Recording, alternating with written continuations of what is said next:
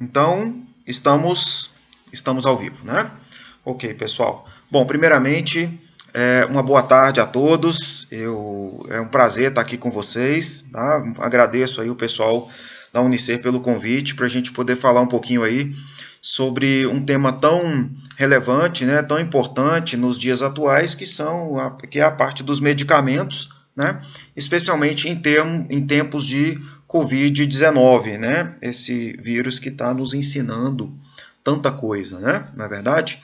Pois bem, eu procurei fazer uma apresentação bastante simplista, né, uma coisa bem simples aí, para a gente conversar um pouquinho com os nossos estudantes do Unicer, sobre essa questão aí dos medicamentos. Até porque muito tem se falado, né, sobre os medicamentos, muitas dúvidas, né, nós temos acompanhado aí muitas dúvidas sobre os medicamentos, muitas pessoas vêm divulgando, certo? Muitas informações sobre medicamentos para novos tratamentos, né? E também dúvidas no tocante aos medicamentos que as pessoas estão utilizando nos seus tratamentos corriqueiros, né?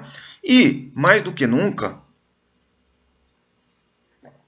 hoje a gente entende a necessidade de passar a informação correta, né? Então eu vou, de forma muito simples, né, de forma muito simplista, trabalhar isso com vocês, tá certo?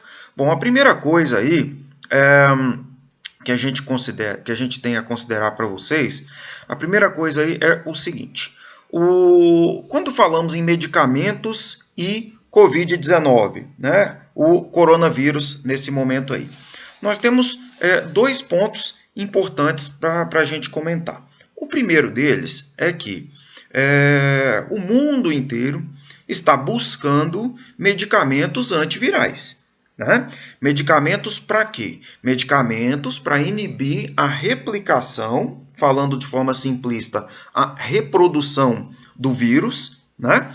E nós estamos na torcida para que os diversos candidatos, os diversos medicamentos que são candidatos a isso, que isso se torne realidade o quanto antes. Afinal de contas, né, todos nós desejamos aí logo um medicamento que tenha uma boa eficácia terapêutica, que consiga inibir, né, o vírus, que consiga inibir a replicação do vírus. Nós temos aí diversos candidatos, né, que vêm sendo veiculados na mídia aí. Né? A hidroxicloroquina, em associação com a azitromicina, com a claritromicina, a ivermectina, né?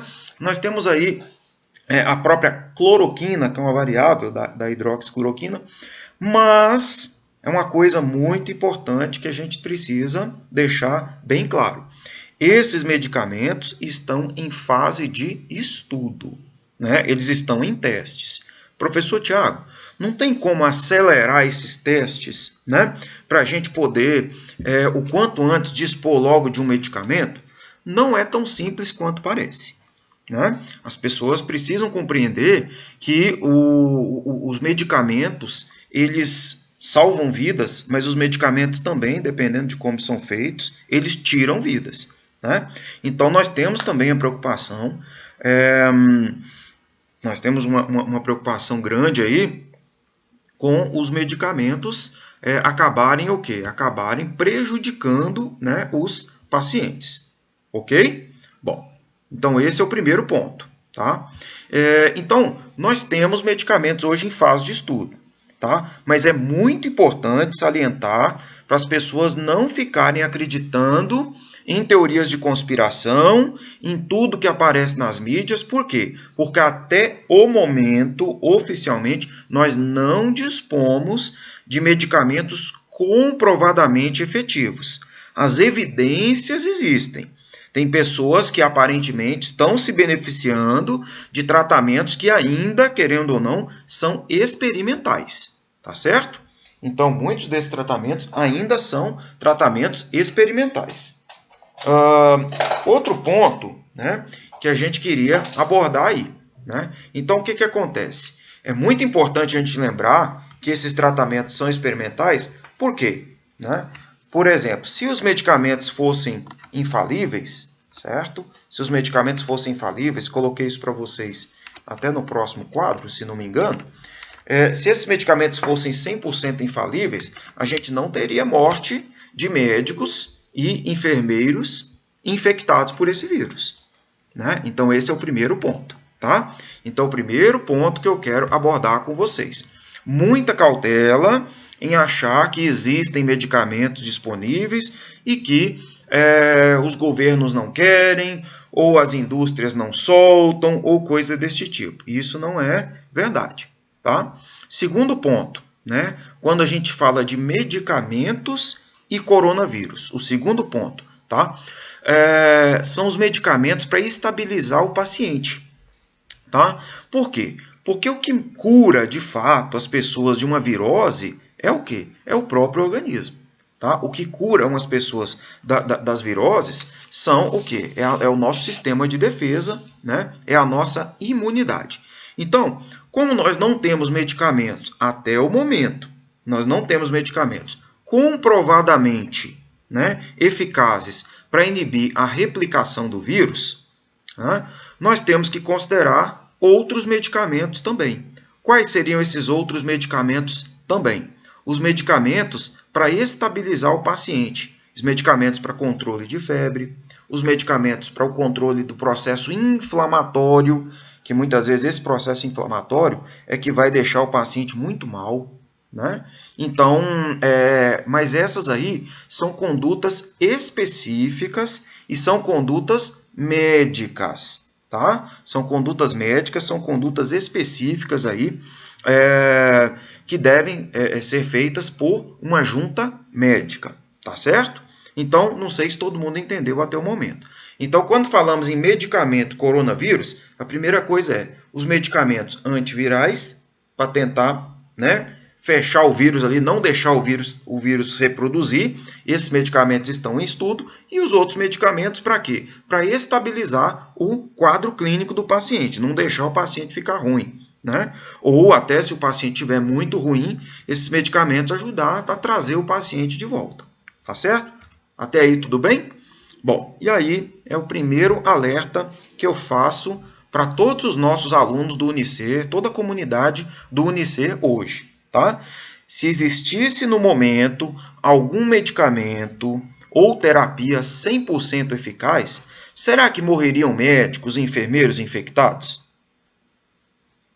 Né? Então, assim, será que eles estão escondendo, não estão deixando, né, a população ter acesso ao medicamento e tal?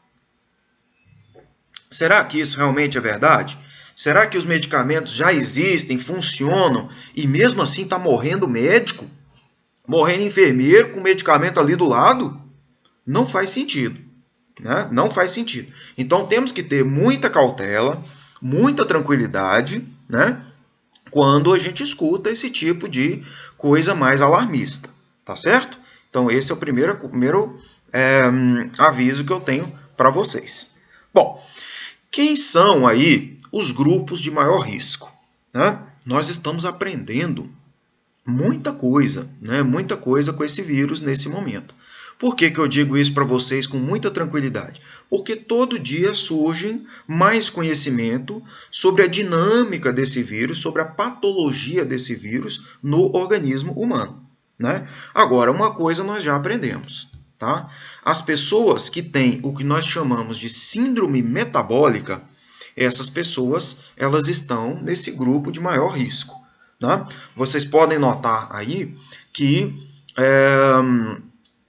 nos Estados Unidos, especialmente, né, a importância dessa virose, dessa pandemia, ela é muito grande, né? O impacto na sociedade norte-americana está sendo avassalador, né? E nós temos que tomar muito cuidado para a gente não chegar logo nesse mesmo patamar.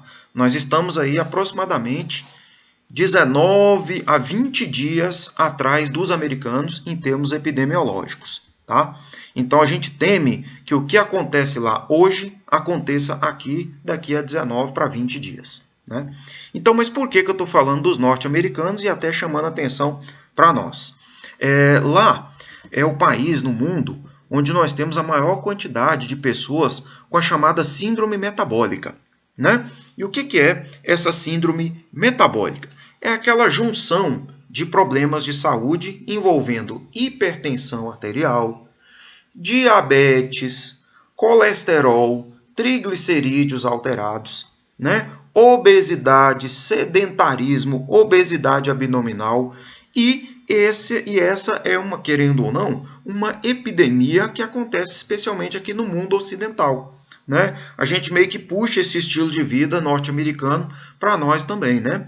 É uma alimentação que às vezes não é muito saudável, é um sedentarismo, né? Que muitas vezes a gente não tem condições de fazer o esporte como a gente gostaria, de levar, né, uma vida da mesma forma, uma vida mais a contento, né, do jeito que a gente queria, mas a gente tem que tentar, né? Nós temos que tentar. Então, o que acontece aí? As pessoas que são cardiopatas, as pessoas que têm doença cardíaca, as pessoas que têm diabetes, as pessoas que têm hipertensão, né, e as pessoas que estão descompensadas, para essas doenças, colesterol alto, triglicerídeos, as pessoas têm que tomar muito cuidado, né? Muito cuidado. Por quê?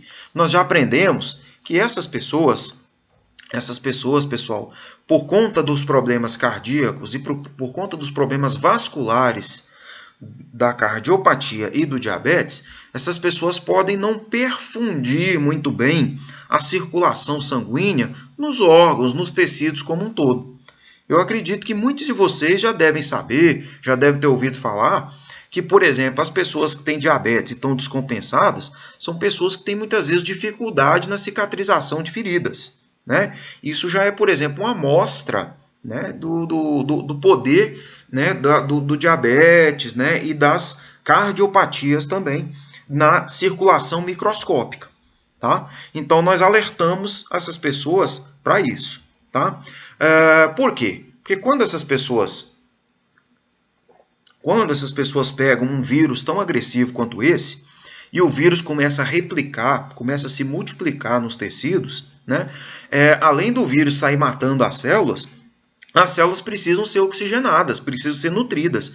E muitas vezes essa microcirculação deficiente dificulta esse processo. Então a célula já está sendo atacada por um micro-organismo, né? E ainda não tem uma boa circulação para levar oxigênio e nutrientes para ela. Aí essa célula morre mais fácil, né? Aí essa célula acaba morrendo com mais facilidade, mais processo inflamatório se instala, né? E aí tudo vai ficando pior, tudo vai ficando mais difícil. O quadro clínico dessa pessoa começa a sofrer um rebaixamento, tá? Outras pessoas que também são grupos de maior risco, né? Pessoas com histórico de doenças pulmonares, né? Então, o asmático, aquela pessoa que tem bronquite asmática, aquela pessoa que já tem um certo grau de enfisema pulmonar, né? Essa pessoa também deve se cuidar, porque ela já tem histórico de processos inflamatórios no pulmão, tá certo? Outra coisa são as pessoas com imunidade baixa, né? Quantos de nossos amigos não precisaram já fazer um transplante, né? Não precisaram fazer um tratamento quimioterápico, um tratamento radioterápico, né? Para matar um câncer, para controlar um câncer, por exemplo. E esses tratamentos, eles acabam fazendo o quê? Eles acabam baixando a nossa imunidade, né? E quem é que vai, por exemplo, combater os vírus? Não só o coronavírus, o influenza, os rinovírus, o H1N1, né? Quem é que combate as viroses? É a nossa imunidade, né? É a nossa imunidade, tá certo? Então, se você se identificou em um dos grupos de risco maiores aí, e não estou falando só para você que tem idade avançada, não, né? Isso vale para gente nova. Nós estamos vendo aí pessoas novas, né? Sendo entubadas, pessoas novas rebaixando o quadro, né? Por conta do quê? Porque a gente sabe que existem várias variáveis desse vírus, nós não conhecemos tudo, e esse vírus tem se mostrado muito agressivo, né, nessas pessoas. Então, se você se identificou em algum grupo de risco, se previna, né? Não fique se expondo sem a necessidade. A gente sabe que algumas pessoas precisam, em alguns momentos, sair, né? Algumas pessoas precisam sair de casa, tem que comprar comida, né? Tem que comprar comida, tem que fazer alguma coisa assim muito urgente, mas ó, saiu de casa, Não esquece, saiu de casa, põe a máscara. Põe a máscara aí. Essa máscara aqui minha, essa máscara é muito bonita, tá? Essa aqui eu fiz uma para mim e para o meu pai dessa aqui. Então, eu sei que muita gente vai falar, nossa, mas essa máscara não tem condição, professor Thiago. Com esse símbolo aí não dá não, né? Tem gente que aposta que gostou e tem gente que não gostou. Mas, brincadeiras à parte, eu fiz de propósito, né? É uma maneira de chamar a atenção de vocês, porque a gente não pode deixar uma pandemia também tirar o nosso senso de humor, né? A gente não pode se entregar, a gente tem que ter motivo para sorrir, a gente tem que manter os nossos planos, né? E logo, logo a gente vai estar junto aí, né? Se Deus quiser, todo mundo aí nas nossas atividades presenciais também, tá? Bom, mas outra coisa que eu queria falar com vocês, tá? Eu vou dar um tempinho aqui só para ver se o pessoal está me entendendo, se está me ouvindo bem. Deixa eu dar uma olhadinha lá na página, tá? Eu queria saber se até o momento aí todo mundo entendeu? Tá tudo bem? Alô, meu povo! Alô, pessoal! Falamos aqui diretamente ao vivo do portal Unicer. Se não for como professor, vai como radialista. Alô, meu povo! Tá todo mundo me ouvindo bem? Alguém pode me dar um retornozinho aqui no chat? Alô, Polo Taguatinga Centro! Tudo bem aí? O pessoal tá me escutando? Então vamos continuar, tá? Vamos continuar. Então, aí, muito obrigado aí. Todos bem, é isso aí. E todos escutando muito bem. Muito obrigado aí pela audiência. Muito obrigado pela paciência e pela sua audiência. Alô, meu povo, alô, meus queridos. Alô a toda a comunidade do Unicer, né? Então vamos lá. Todos os polos aí, né, presentes. Agora, pessoal, outro ponto que eu queria comentar com vocês. Algumas pessoas acabam tendo dúvidas, né? Acabam fazendo assim, poxa, eu já faço um determinado tratamento, certo? Eu faço um determinado tratamento. Ouvi falar, né? Ouvi falar que esse remédio que eu tomo pode piorar o vírus, pode causar problema e eu estou querendo parar de fazer esse tratamento. Vamos lá. Primeira coisa do episódio de hoje. Manter os tratamentos em curso. Tá?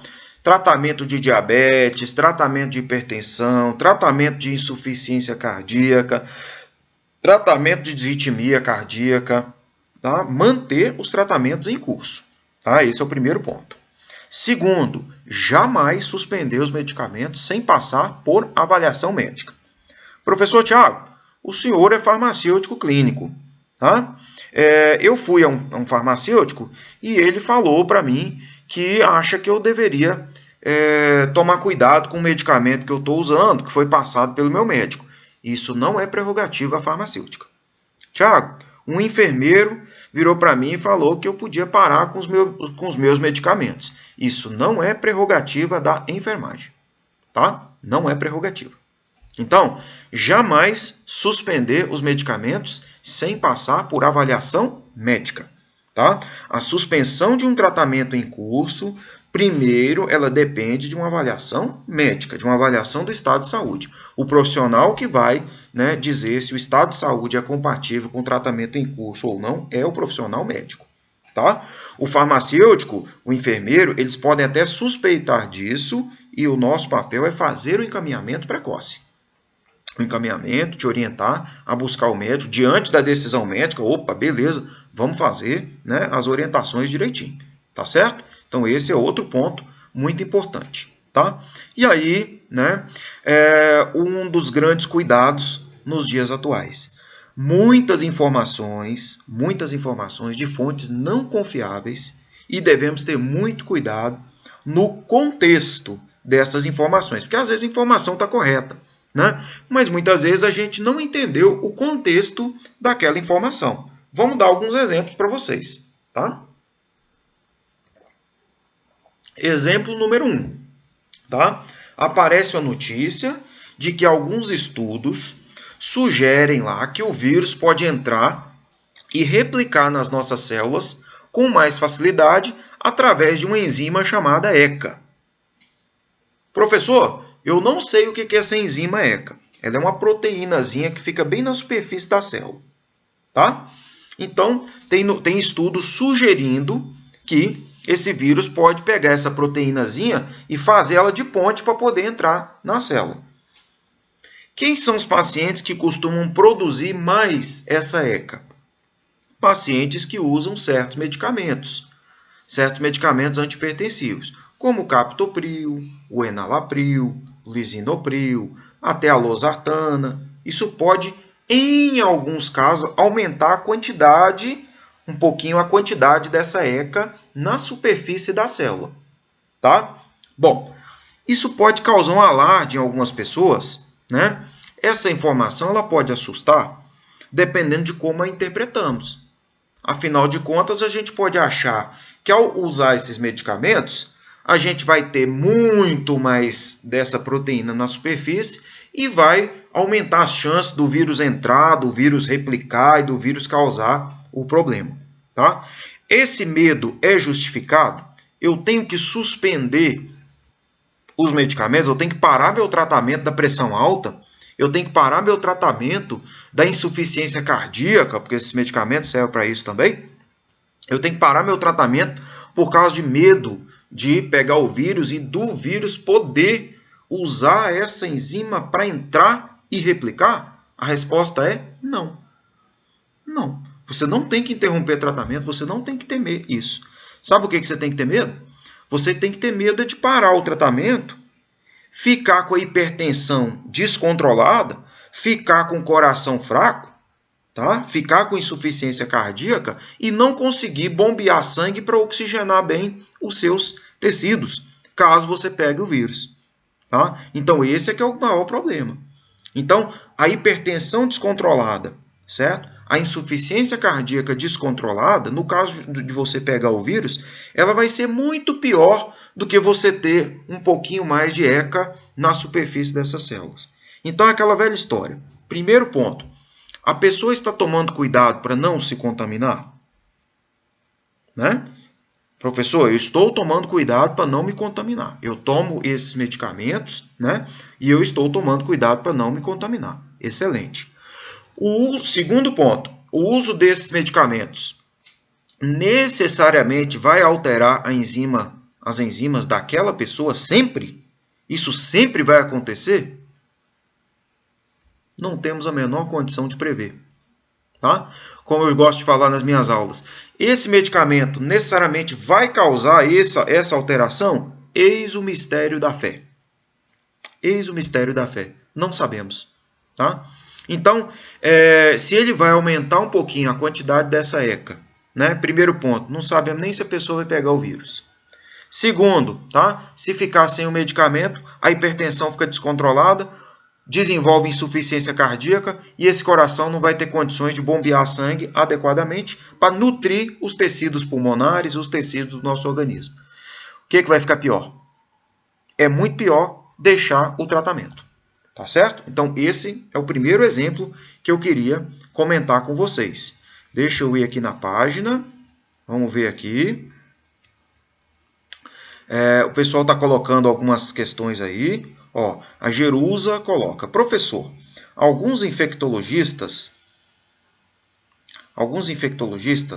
bolsonaristas relatam que a administração de anita com medicamentos como a cloroquina e hidroxicloroquina ajudam a atenuar os efeitos do Covid-19 e possivelmente podem apresentar uma chance de cura.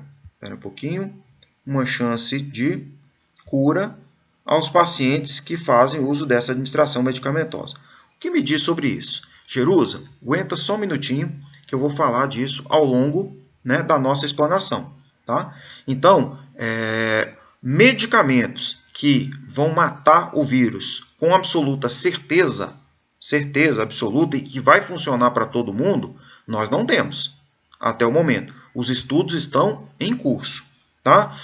O anita, o Ivomec, a cloroquina, associado com um ou outro medicamento, a azitromicina, tá? A gente torce para isso funcionar. Tá? Existem boas evidências de que eles estão no caminho para funcionar. Só que precisamos definir qual paciente vai usar isso e não vai intoxicar. Tá? Qual paciente não pode usar de forma nenhuma, porque senão vai arrebentar o fígado, o paciente morre antes do medicamento do que do vírus. Tá? Então são coisas que ainda estão em desenvolvimento. Foi o que a gente falou antes. Tá? Mas eu vou fazer a explanação toda e depois eu fico respondendo as dúvidas de vocês. Tá? Você vai ver que vai ter um outro exemplo que vai ser muito parecido com isso que a gente falou. Vamos lá. Exemplo 2. O uso de anti-inflamatórios. Tá? Anti-inflamatórios aumentam o risco de piora no controle da pressão arterial? Ou seja, coloca o paciente em maior risco cardiovascular? A resposta é sim. Tá? Então, anti-inflamatório sem necessidade, tá? Não devemos usar anti-inflamatórios sem necessidade. Tá? Tiago, você pode dar exemplos de anti-inflamatórios? Posso. Né? Os diclofenacos, diclofenaco de sódio, diclofenaco potássico, nimesulida, que é a mais conhecido, o celecoxib, o etoricoxib, tá? Esses conjugados, né, de marcas famosas que envolvem aí o paracetamol, o carisoprodol, o diclofenaco, né? Então, assim, nós temos vários e vários tipos de anti-inflamatórios, né, presentes aí. Quando que devemos usar anti-inflamatório e para quê?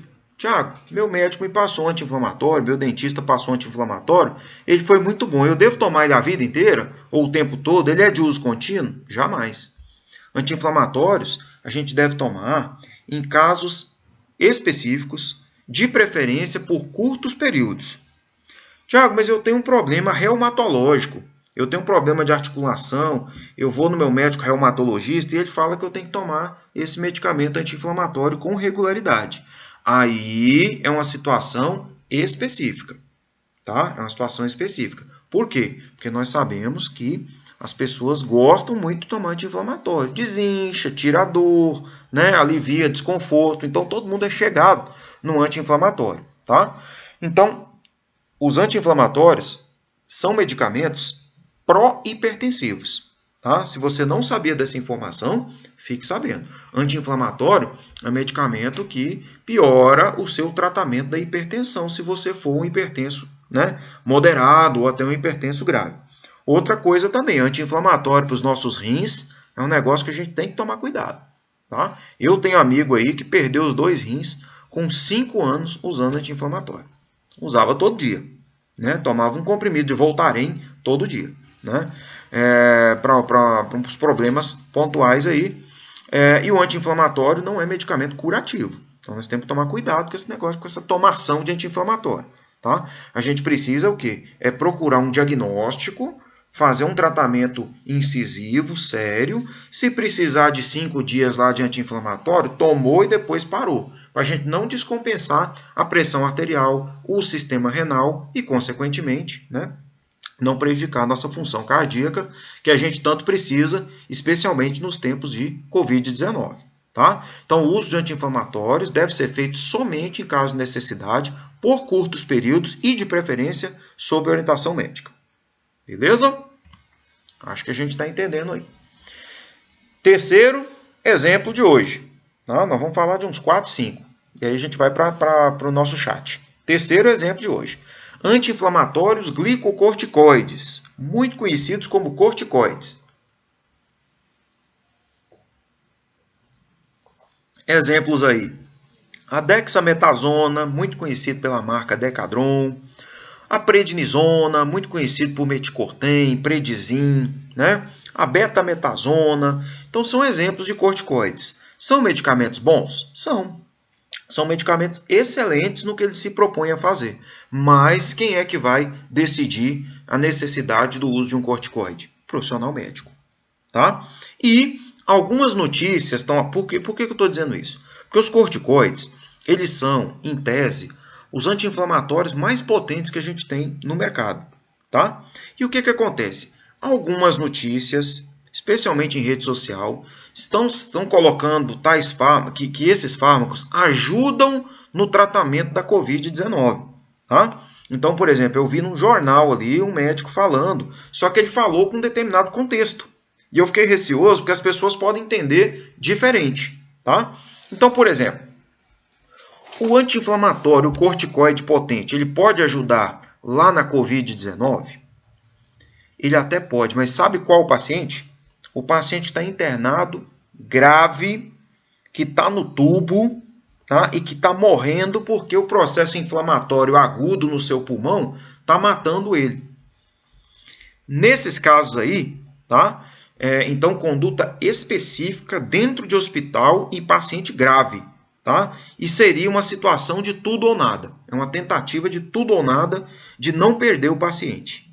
Aí esse medicamento até pode ajudar. Agora, qual é o meu medo? E eu queria que vocês prestassem muita atenção nisso que eu estou falando. Meu medo é esse aqui, ó. Os corticoides, para quem não está contaminado ou no início da doença, acaba ajudando o vírus. Tá? Por quê? Porque tais medicamentos usados por longos períodos podem abaixar a imunidade dos pacientes. Tá? O que nos cura da Covid-19 mesmo, no momento? O que a gente pode afirmar 100% de certeza que é o que cura a gente da Covid-19? É a nossa imunidade. Tá? É a nossa defesa, o nosso sistema de defesa. Se a gente entender errado, vi uma notícia na TV, uma pessoa falando que o corticoide ele ajudou o doente que estava grave lá, então já vou começar a tomar o corticoide. Não faça isso. Não faça isso porque você vai começar a baixar a sua imunidade. E aí você vai abrir porta para o vírus te pegar. E pior, se esse vírus te pega, né, e você está tomando isso sem critério, sem um cálculo de custo-benefício feito por um médico e pela equipe médica, tá? Se você fizer isso, você pode abaixar sua imunidade. Pode ser que se você pegasse o vírus, você ia até reverter ele com naturalidade, mas usando esses medicamentos a longo prazo, sua imunidade pode ficar muito baixa e isso pode ficar muito perigoso. Você pode abrir as portas do seu organismo para esse vírus. Tá certo? Todo mundo entendeu isso até o momento? Alô, pessoal? Todo mundo entendeu essa do corticoide? Vou aguardar um pouquinho, porque tem um delay, né? Tem um delay. Aí, se alguém puder me dar um feedback aqui.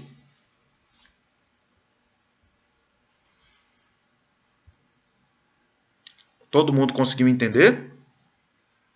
Beleza, então.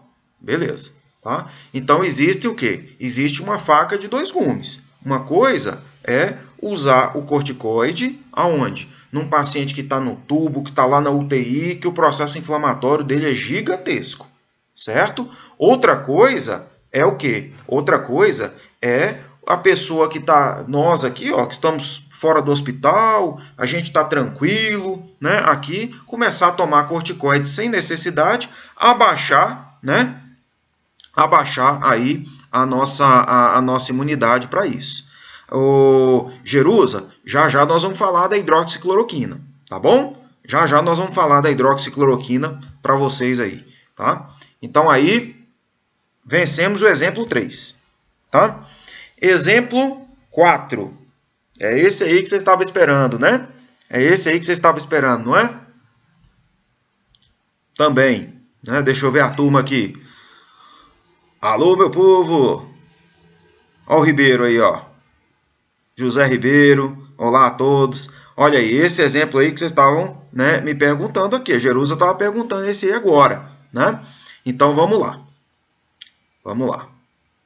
Olha aí o pessoal, ó, todo mundo presente. Oh, saudade desse povo. Saudade desse povo. Vamos lá, então. Deixa eu voltar aqui. Então, exemplo 4. Hidroxicloroquina mais azitromicina. Tá? A pergunta que não quer se calar. A hidroxicloroquina, realmente, ela vai matar o vírus? Tá? Existem boas evidências de que ela ajuda. Mas nós temos que ter cautela. Por quê? Porque nem conhecemos o mecanismo de ação dela no vírus ainda. Existem evidências de que ela pode funcionar muito bem. Tá? Então, é aquela velha história. Né? Então, é aquela velha história. Se existe evidência de que ela pode funcionar, certo? Se existe evidências de que ela pode funcionar e o paciente não tem problema, não tem contraindicação ao usar, por que, né, não usar? Então, é uma ferramenta que está em franco desenvolvimento. Tá certo? mas ninguém pode pegar e bater o martelo 100% que ela vai ou que ela não vai funcionar. Deixa eu perguntar um negócio para vocês. Se eu der um medicamento analgésico para todo mundo aqui, vamos supor, se eu der paracetamol, vamos supor que está todo mundo com dor de cabeça. Se eu der paracetamol, Tilenol para todo mundo, será que ele vai funcionar na dor de cabeça de todo mundo? Eu posso afirmar que o Tilenol ele vai funcionar para 100%? Ou será que ele vai funcionar para alguns e não vai funcionar para outros? E aí? O que vocês acham?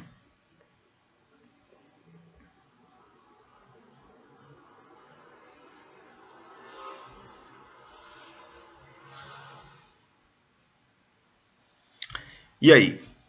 Se eu der Tilenol para todo mundo, ele vai funcionar para tirar a dor de cabeça de todo mundo? Será que vai? Ou será que vai ter gente que ele não vai funcionar? Né? Então, vai ter gente que ele não vai funcionar. Tá? A hidroxicloroquina, né? Supondo que a hidroxicloroquina seja um bom candidato a medicamento que vá funcionar, será que ela vai funcionar para todo mundo? A resposta é não. Ela pode funcionar muito bem para umas pessoas e ela pode funcionar não muito bem para outras. Tá? Deixa eu dar outro exemplo aqui. Vamos dar outro exemplo. Todo mundo aí, tá? Será que todo mundo aí consegue abaixar a febre com paracetamol? Tem gente que não consegue. Tem gente que só consegue abaixar a febre com o quê? Com a dipirona. Né? Tem gente que só consegue baixar a febre com dipirona. Tem gente que abaixa com aspirina. Tem gente que abaixa melhor com o Tilenol. Então, assim, o que a ciência está buscando são candidatos que possam ajudar. Né? Então, a ciência está buscando medicamentos que podem ser bons candidatos e que podem ajudar. Tá? A hidroxicloroquina é uma delas. E eu estou na torcida para ela funcionar para a grande maioria dos pacientes. Porque para todo mundo, a gente sabe que ela não vai funcionar. Né? Não existe medicamento que funciona para 100% das pessoas que são usuários do medicamento. Senão a gente começava um tratamento, sempre daria certo e a gente nunca teria que voltar, muitas vezes, para trocar medicamento. Quantas vezes já aconteceu num tratamento de pressão, de hipertensão, de um tratamento de diabetes? Né? Com quantos de nós isso já não aconteceu? Com quantos da nossa família isso já não aconteceu? Né? A gente tomar um medicamento, às vezes, para ansiedade e ter que voltar lá para o médico trocar o medicamento, porque a gente já tomou ele tem um mês e não adiantou nada, ou 2 meses. Né? Então, esse é um ponto que a gente tem que ter muita serenidade, né, no meu entendimento. Tá certo? Então, veja bem. A hidroxicloroquina mais azitromicina, ela deve ser prescrita por médicos. Tá? Eu sei que muita gente procurou a hidroxicloroquina para ter em casa, para deixar na gaveta, né? Porque se precisar eu tomo e tal. Não tem necessidade de sair fazendo isso. Tá? É melhor ficar mais tranquilo, né? Fica sereno, seja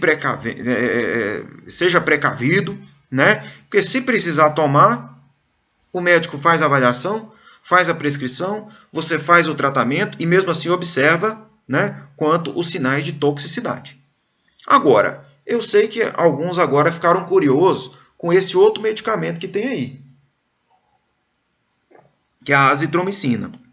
Eu sei que muitos aí já tomaram azitromicina para infecção de garganta, né? Amidalite, já tomaram azitromicina às vezes até para uma pneumonia, né? Já tomaram azitromicina para outras coisas, eu sei que já tomaram. Agora, deixa eu perguntar um negócio para vocês. Se os protocolos experimentais, se os protocolos que estão sendo estudados envolvem a hidroxicloroquina mais a azitromicina, e a azitromicina a gente consegue em qualquer farmácia, se tiver receita. Tem gente até que consegue na bagunça, sem receita. Será que esse remédio aí não ajuda, não? Será que ele não mata o vírus, não? Se ele está no protocolo, ele deve matar o vírus. Será que essa azitromicina mata o vírus? Sabe qual é a resposta? Não. A azitromicina não possui ação no vírus. A azitromicina mata bactéria. Tá? A azitromicina e claritromicina previnem infecções bacterianas que podem se instalar na pessoa com o vírus. O que essas viroses fazem no nosso pulmão? Tá? O que essas viroses costumam fazer no nosso pulmão? Tá? Não sei se vocês já perceberam isso. Quem aqui já teve pneumonia? Quem aqui já teve parente com pneumonia bacteriana? Muita gente aí vocês devem conhecer que já teve pneumonia. Normalmente, essa pneumonia aparece quando? Normalmente, essa pneumonia aparece quando, pessoal? Normalmente não é depois de uma gripe. Normalmente é assim, depois que o paciente faz uma gripe, que fica aquela gripe forte, uma semana, 10 dias e tal, é depois que surge a pneumonia. Não sei se vocês já perceberam isso. Tá? Não sei se vocês já perceberam isso. Né? E aí o que acontece? Quando a gente pega uma gripe muito forte, né? Quando a gente pega uma gripe muito forte, o vírus entra, instala, causa lesão no pulmão e depois vem bactéria oportunista e faz o quê? Bactéria vem, instala e faz a pneumonia bacteriana. Tá? Não sei se isso está fazendo sentido para vocês. Tá? Mas aí o que acontece? Quando se fala nessa azitromicina, junto com a hidroxicloroquina, não é para o povo sair tomando azitromicina, não. Por quê? A azitromicina não mata o coronavírus. A azitromicina é um medicamento que ela vai ser usado para prevenir no paciente grave, para prevenir pneumonia bacteriana que vai se instalar em cima da pneumonia causada pelo vírus. Certo? E ainda te digo mais, a azitromicina, a hidroxicloroquina, tá? Esses dois medicamentos, eles são eliminados do nosso corpo praticamente pelo fígado. Tá? Então, eles sobrecarregam de forma consistente aí o fígado. A pessoa, para tomar isso, ela tem que passar por avaliação médica. Ela tem que ter uma boa condição hepática. Ela tem que ter um fígado saudável para ter condições de tomar esses medicamentos. Porque, senão, essa pessoa ainda arruma depois uma hepatite medicamentosa. Tá? Então, por exemplo, pessoas que fazem uso de álcool, pessoas que bebem, que têm doença de fígado, tá? São pessoas que o médico tem que tomar muito cuidado ao passar azitromicina, claritromicina, porque não é brincadeira, não. É um medicamento que exige bastante do nosso fígado aí. Tá? Então, tais medicamentos podem intoxicar o fígado e coração, logo devem ser prescritos por médicos. Tá certo? Avançando aí no exemplo número 5, que daqui a pouco vai estar pipocando no WhatsApp de vocês. Tá? Daqui a pouco vai aparecer no WhatsApp de vocês um rapaz lá dos Estados Unidos falando que foi para Washington, que 3 dias depois ele estava curado, que ele está bem, com um cubano do lado dele e que ele fez autohemoterapia. Tá? Que ele tirava o sangue da veia e botava o sangue no músculo, no glúteo, na bunda. Tá? E que isso aí aumentava a imunidade dele e que isso aí ia resolver, que foi isso que curou o coronavírus dele. Não acreditem nessas balelas, por favor. Tá? Primeira coisa, autohemoterapia não é tirar sangue do braço e enfiar em músculo. Não é. Não é. Tá? Autohemoterapia foi uma técnica desenvolvida para tratamento de AIDS.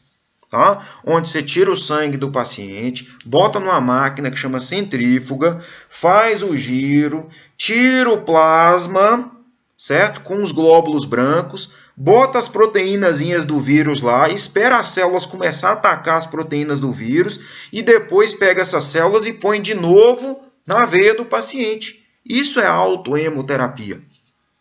Tá? Só que o povo inventou esse negócio de tirar sangue do braço e botar em músculo. Tá? Sabe o que a gente ganha com isso? Necrose no músculo. Tá? Se estourar um vaso sanguíneo dentro do músculo, não vai dar uma gangrena? Não vai matar o músculo? Vai. Então você vai pegar o sangue com a seringa e vai enxertar no músculo e lotar o músculo de sangue, você vai matar o músculo. Você vai arrumar dor, lesão, processo infeccioso às vezes, tá? Então isso não é salutar, isso não é saudável, tá? Então isso não cura a COVID-19 e não aumenta a imunidade. Apenas causa o quê? Necrose no músculo, tá? O que curou o rapaz então? Porque ele falou que ele pegou o vírus, ficou ruim 3 dias, depois ele ficou bem, do nada, e ele fazia isso. Sabe o que curou ele? A imunidade dele, né? O sistema de defesa dele. Foi isso que curou ele. Não foi a necrose que ele causou no músculo dele, porque ele ficou injetando sangue no músculo. Tá? A gente não ganha absolutamente nada com isso. Inclusive a autohemoterapia é uma prática que ela é banida, tá? Pelo Conselho Federal de Medicina. Tá? Os médicos proíbem essa prática aí, porque eles entendem que isso aí pode causar um mal muito grande para as pessoas. Tá certo? Bom, qual é a conclusão para a gente poder passar, né, para a parte das perguntas? Nossa conclusão: muito cuidado com as informações de mídias sociais. Tá? Muito cuidado. Não replique informações sobre medicamentos que não forem de fonte confiável. De preferência, um profissional de saúde que entenda do assunto. Tá? Não se automedique. Esse não é o caminho para você buscar proteção contra doenças infecciosas, tá? Contra viroses. Mantenha os tratamentos que está fazendo sob prescrição médica, mantenha os tratamentos em curso. Não interrompe tratamento de hipertensão, não interrompe tratamento de diabetes, não interrompe tratamento de insuficiência cardíaca, não deixa de tomar seus medicamentos, tá? Com regularidade, porque se você piorar seu quadro cardíaco, você fica no grupo de risco, tá? E se previna contra o vírus. Se previna como? Máscara, higienização das mãos, sim. Tinha alguém perguntando sobre a questão da higienização aí. Lavar as mãos, é água e sabão mesmo. É água e sabão, tá? 20 segundos, desculpe, fazendo aí, né, a lavagem correta das mãos, tá? A lavagem correta é 20 segundos, tá? Beleza. Álcool gel tem necessidade? Se tiver ele à mão e chegou no local, não tem condições de ter uma pia com água e sabão, aí o álcool gel quebra o galho, né? Mas não é para ficar essa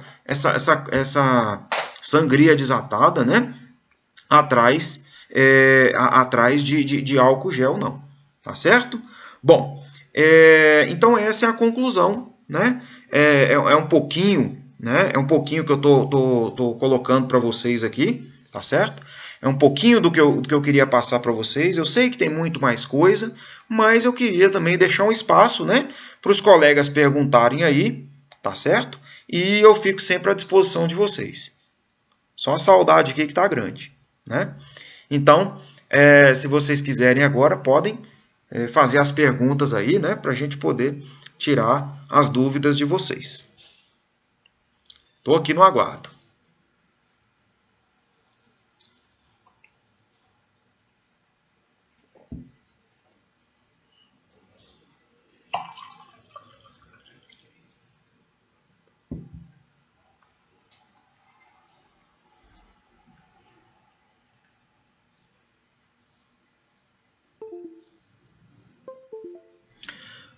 Se quiserem, podem enviar as dúvidas.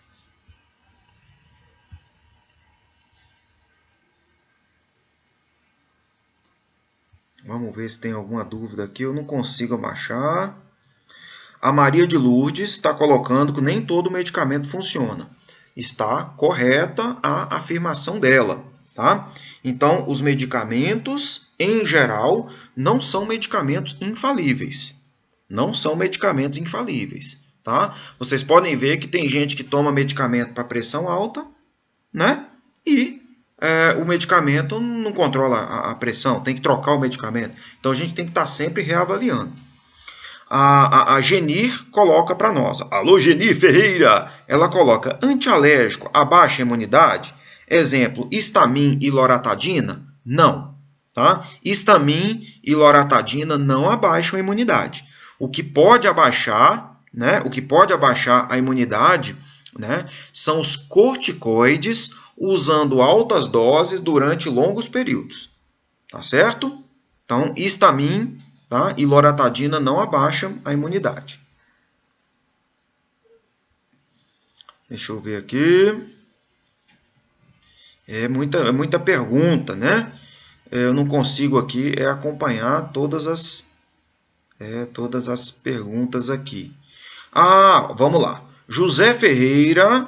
Alô, José Ferreira, aquele abraço, meu amigo. Me pediram para perguntar sobre a heparina, né? A heparina. Heparina é um anticoagulante, né?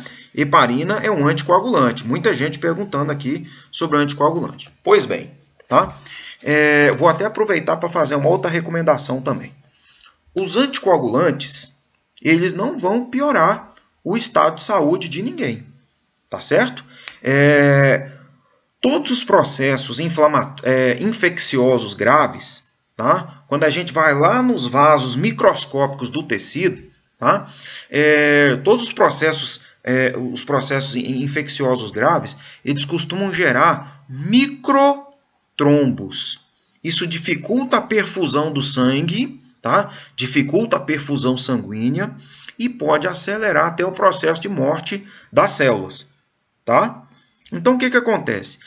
Nós sabemos que tem pessoas aí que já têm uma certa propensão a desenvolver trombos, né?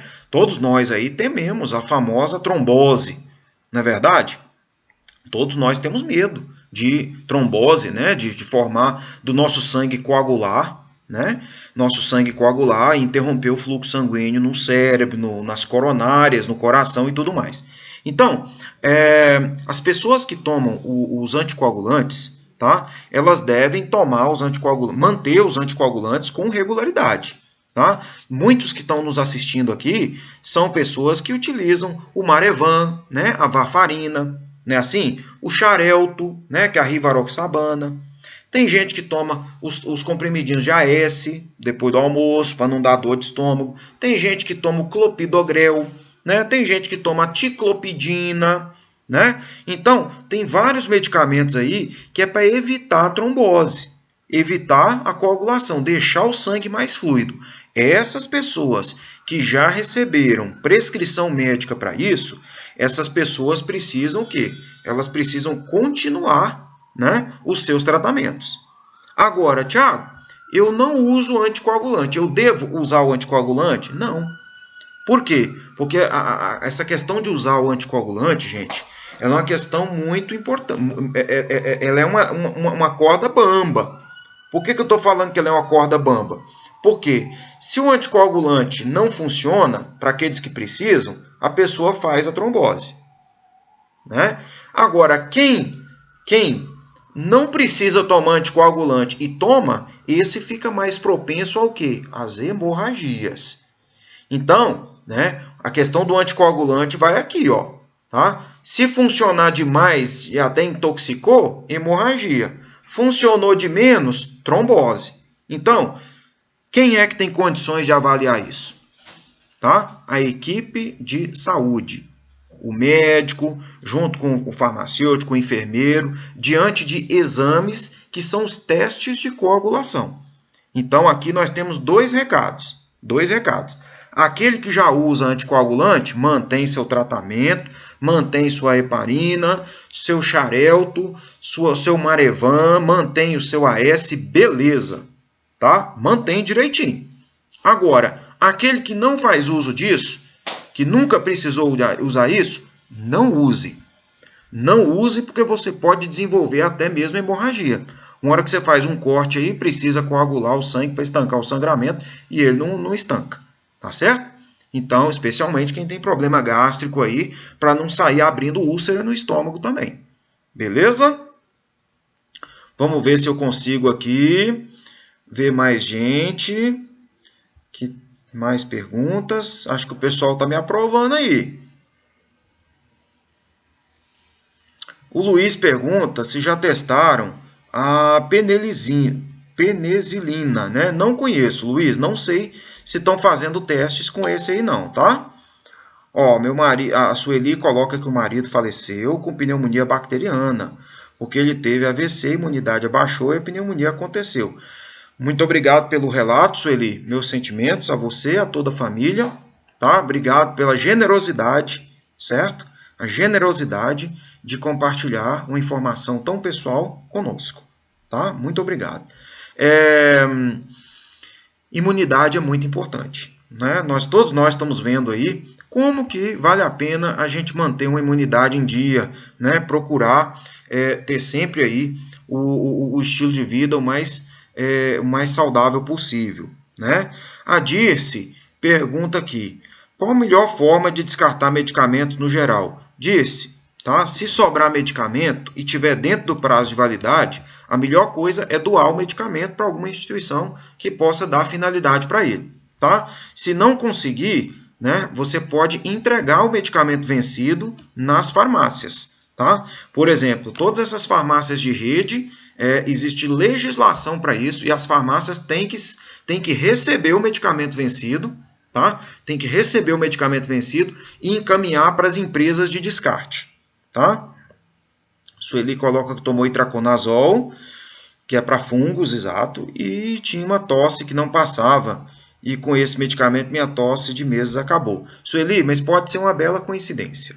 Tá? O itraconazol não necessariamente é um medicamento que é usado para tosse, mas às vezes, por conta do fungo, tinha muito processo inflamatório em curso. Quando passou, os mediadores inflamatórios sumiram, né? E aí a tosse pode ter melhorado. Tá? Uma dúvida da Idaci aqui.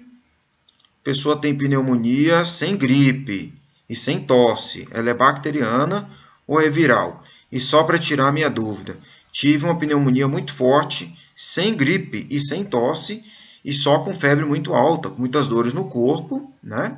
Que dava conta nem de levantar. Isso foi em 2007. Beleza. Pessoal, olha só.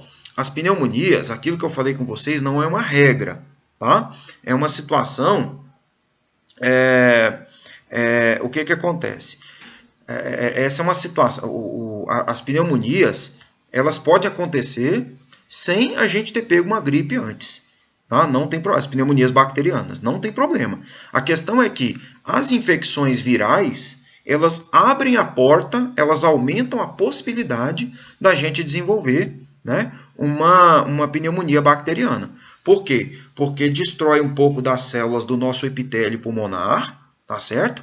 E isso dificulta a saída do muco, e quando a gente inspira o ar, né, quando a gente inspira o ar contendo a bactéria, e o ar não é estéril, aí a bactéria chega, gruda naquele muco e lá ela usa de meio de cultura. Mas a gente pode pegar uma pneumonia bacteriana sem ter pegado uma gripe antes? Pode perfeitamente, tá? É isso aí. A Jerusa coloca que autohemoterapia. Quanto a isso, professor, meu esposo teve câncer, fez esse procedimento, segundo os exames que realizava, no dia seguinte aumentava o número de plaquetas, consequentemente sua imunidade, por um período de 15 dias.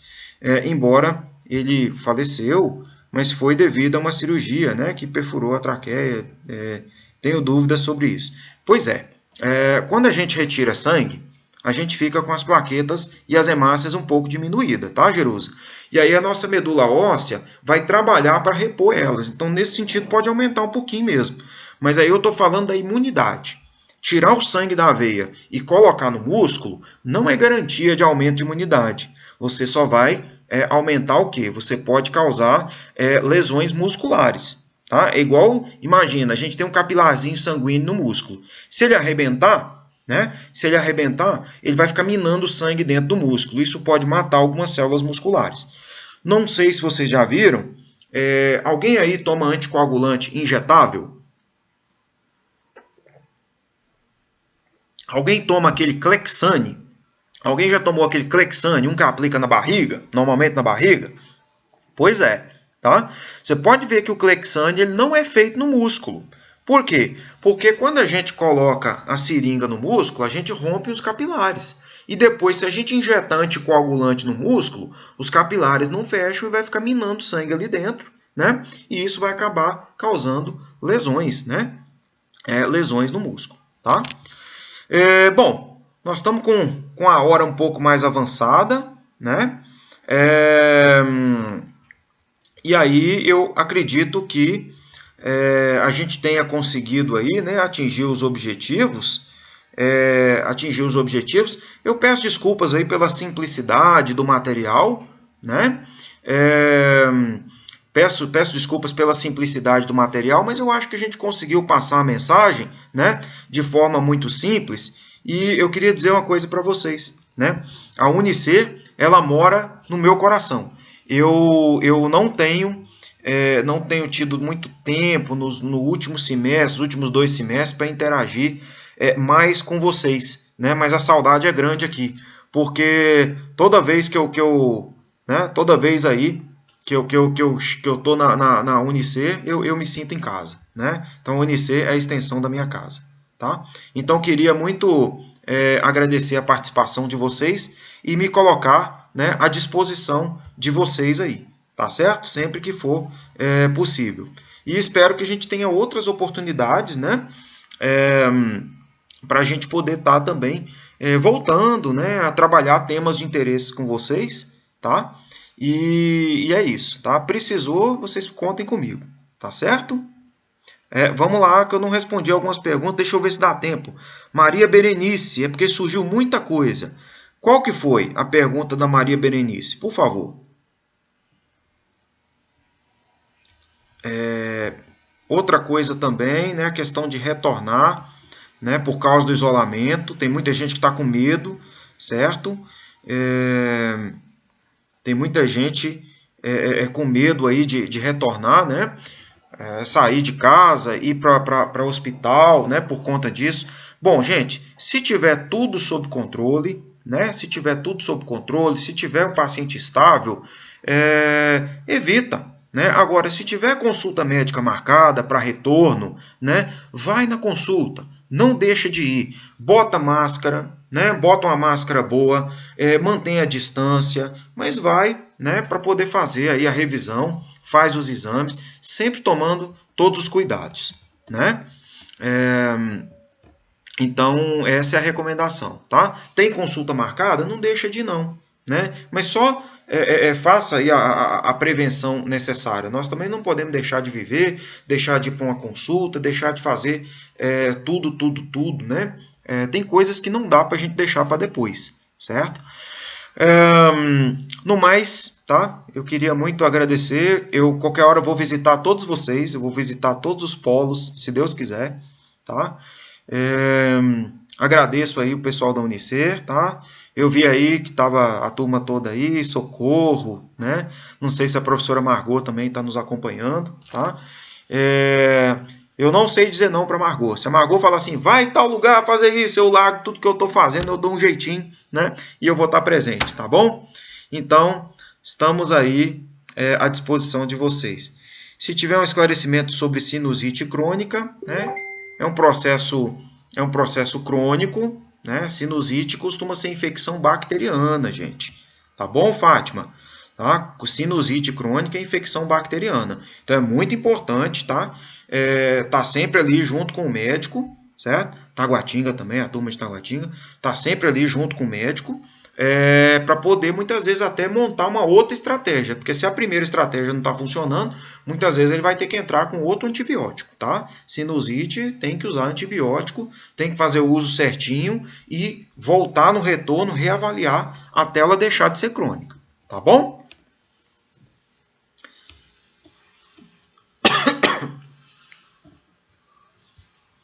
Polo de Taguatinga, eu quero visitar todo mundo. Deixa eu ver se eu consigo ainda. Como é que está o nosso tempo aqui? Eu tenho mais uns 5 minutinhos aqui. Deixa eu ver se eu consigo. Polo de Samambaia. A turma de Samambaia está aí. Nara está falando que está com saudade também. Eu também. Saudade de fazer aquelas imitações, aquelas bobeiras que eu gosto de fazer com vocês. Vocês acham graça? Deixa eu ver aqui. Pessoal agradecendo, né? É isso aí. Deixa eu ver aqui. A Angélica está falando que já teve H. pylori, né? Que é aquela bactéria, Helicobacter pylori, né? Que causa desconforto gástrico, certo? E para voltar agora no gastro, não voltei por causa do isolamento. Estou tendo os mesmos sintomas. É importante agendar uma consulta, né? E tomar todas as medidas de segurança, certo? Para voltar no gastro, para poder fazer aí fazer o tratamento, viu? Não deixa de fazer o tratamento da Helicobacter pylori, não. Tem gente aí que é do Darcy, pessoal do Guará. Alô, meu povo! É isso aí. Deixa eu ver com o pessoal aqui. Rapidão aqui. Acho que a gente tem mais alguns... Se a gente tem mais alguns minutinhos.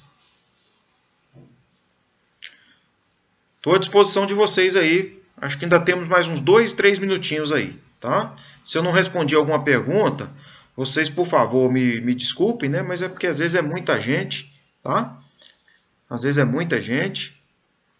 A Maria Lobato coloca que foi muito interessante a fala. Muito obrigado. Agradeço demais aí, certo? Agradeço a vocês pela oportunidade, tá?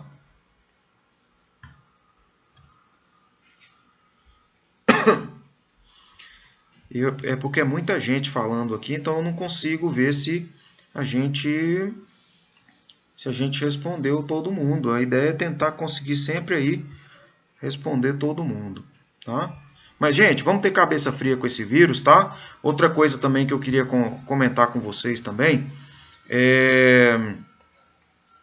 eu disse, a adenoide aí já é uma conduta mais específica, né? Do pessoal que é da parte de otorrino, né?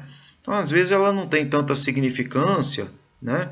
E, às vezes, ela é um desvio mais importante que vai necessitar de correção cirúrgica, né? Mas aí ela passa por uma avaliação específica médica, né? Então aí a gente não tem como ficar falando. Rebetes de Verme, fala por favor sobre se faz necessário, se pode tomar sem prescrição. Vejo que muitas pessoas fazem uso dos mesmos, né? É muito comum, né? Tradicionalmente, aquele uso do Pantelmin, né? Dos medicamentos antihelmínticos, né? Mas isso aí não é uma coisa, hoje em dia, que tem tanta relevância, né? Os medicamentos antiparasitários, eles normalmente são tratamentos simples, pessoal. O albendazol, o mebendazol, são tratamentos simples que normalmente os médicos costumam recomendar um tratamento simples, né? Durante a semana, e depois na semana seguinte repetir o tratamento, mas como profilático, né? A não ser que apareça, né? No exame de rotina, no exame de fezes mesmo, tá? Mas o tratamento para vermes, tratamento antihelmíntico, não é uma coisa hoje que a gente deve ficar fazendo direto, não. Tá? Isso aí é uma coisa que deve ser feita uma profilaxia uma vez por ano, 2 vezes por ano e olhe lá. Tá? É só ter higiene alimentar, higiene com as mãos. Né? A Cleusa fala de antibióticos. Antibióticos, tá? A gente tem que tomar todo cuidado com os antibióticos. Os antibióticos eles alteram a nossa microbiota bucal, intestinal, genital. Então, só fazer uso de antibiótico mediante um diagnóstico de uma infecção bacteriana para poder fazer uso do antibiótico. Tá? Vacina da gripe. Vamos lá, outro tema importante em épocas de Covid-19. Vacina da gripe é vacina contra o influenza. Né? É vacina contra o vírus influenza e o vírus H1N1. Tá? Essa vacina não contempla o coronavírus. Mas é importante a gente imunizar? É importante. Por quê? Porque uma hora que a gente pegar um influenza, o organismo nos defende. Né? A vacina ajuda. Tá? Então, outra lenda que eu deveria ter falado mais cedo com vocês com relação às vacinas. Tem gente que fala assim, Thiago, eu não gosto de tomar vacina. Tá? Eu não gosto de tomar vacina porque a vacina ela me deixa ruim, ela me deixa resfriado, ela me deixa com dor de cabeça. Exatamente esse é o objetivo da vacina. É cutucar, é ativar o seu sistema de defesa. Tá? Esse é o objetivo da vacina, é cutucar a onça com vara curta. Né? Para quê? Para quando o micro-organismo, o vírus chegar, o nosso organismo está preparado, já conhece ele. Esse é o intuito da vacina. Então, é absolutamente normal a gente tomar vacina, ficar com aquela dorzinha de cabeça, um princípiozinho de febre, um estadozinho febril. Significa que as nossas defesas estão sendo ativas. Então, tem gente que tem medo da vacina por causa disso. Não. Você pode até ter medo de uma ou outra vacina, se você for alérgico a algum dos componentes da vacina, tá? Mas medo de vacina em si, nós não precisamos ter, tá? Às vezes toma ali um antitérmico, um analgésicozinho um pouquinho antes, igual a gente faz com criança, tá? Criança que não é alérgica de dipirona, a gente dá umas gotinhas de dipirona antes para a criança, ela vai lá e toma a vacina. Depois você mantém a analgesiazinha, né? Para evitar ali um estado febril e uma dor de cabeça que incomode tanto, né? E depois deixa quieto, tá? Para imunizar, tá certo? Mas não perca a oportunidade de buscar a vacinação, tá bom? Bom, nós estamos em cima do horário aí, e aí eu vou ficar devendo para vocês, tá? Vou ficar devendo para vocês outros temas, outros dias aí, na companhia também do professor Mauro, né? Dr. Mauro Karnikovski, na companhia também do Dr. Cleiton, né? Que é outro grande parceiro nosso aí, né? Para a gente poder estar trazendo sempre os temas de interesse de saúde para vocês, tá certo? E eu me despeço aqui e agradeço muito a gentileza de vocês, tá bom? Beleza?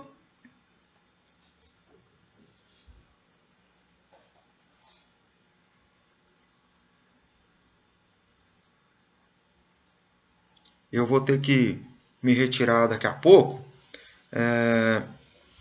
Hipotireoidismo não é necessariamente, tá? Não é necessariamente um grupo de risco maior, não. Tá? Não como os hipertensos graves e os diabéticos, não. Tá? Tem que tomar cuidado, o metabolismo é mais lento, mais fácil de fazer placa de ateroma, placa de gordura, mas o pessoal do hipotireoidismo aí tem que tomar o Puran T4, o Eutirox, o Synthroid, né, direitinho. Sempre que possível fazer retornos para avaliar, né, para fazer as dosagens e aí manter a vida normal, tá bom? Pessoal, muito obrigado, viu, pela oportunidade. Eu me despeço aqui. Eu estou trabalhando também, dando aulas remotas, né, igual a gente está fazendo aqui. Daqui a pouco eu tenho que entrar numa sala virtual da Unieuro, tá? Então, agradeço a vocês, fiquem com Deus, tá? E até a próxima oportunidade, viu? Obrigado aí, tá? Obrigado pela atenção de vocês. Tchau, tchau.